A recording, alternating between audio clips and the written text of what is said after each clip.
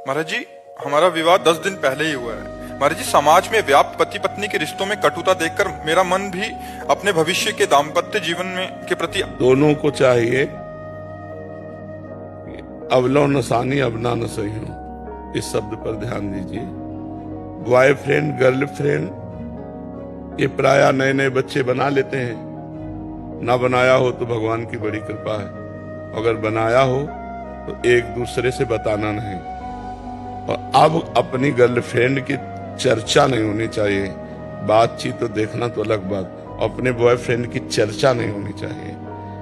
नया जीवन समझो ब्याह हो जाने, पीछे जो गलतियां हुई मतलब आप लोगों में ना होंगी, लेकिन जिनमें भी हो वो एक खटास वहीं से पैदा शुरू हो जाएगी। तो हमारे नए जीवन में खटास ना पैदा होने पावे, कटिंग कोई हमारी भावों की ना होने पावे, इसलिए हमको अपनी बात पूर्व जन्म की मानकर उसे छोड़ देना। अब नया जन्म क्या, अपनी पत्नी से अनुराग करे, अपने पति से अनुराग करे और एक दूसरे की घर गृहस्थी की गलतियों को क्षमा करे।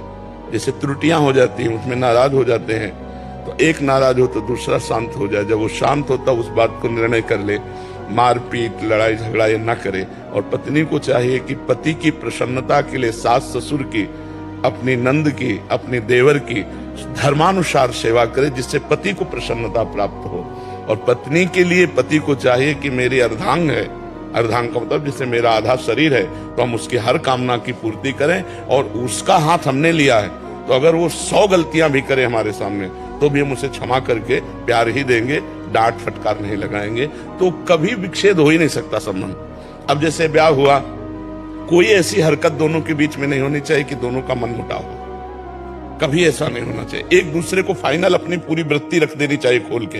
अगर वो संशय में, देखो आप पता लगा लीजिए ये हमारा अमुक रिश्तेदार है, मुझसे बात कर रही थी या कर रहे थे, हमारा कोई संबंध ऐसा नहीं। क्योंकि ये बातें अंतर में जब बैठ जाती हैं तो फिर प्यार करते हुए भी वो संशय बना रहता है, और वो संशय ऐसा पुष्ट हो जाता है कि फिर आगे चल करके मन मलिन हो जाता है। इसलिए दोनों लोग सावधान रहिए, पीछे जो कभी कुछ तो उसको भूल जाइए, आगे नया जीवन आपका मंगलमय हो। और भगवान का नाम जप कीजिए, थोड़ी देर दोनों मिलकर भगवान की पूजा कीजिए, जिससे भगवान आपके जीवन को मंगलमय रखें। क्योंकि आराधना अत्यंत आवश्यक है। जैसे आप पवित्र आचरण करोगे तो आपकी जो संतान होगी वो पवित्र आचरण वाली बनेगी।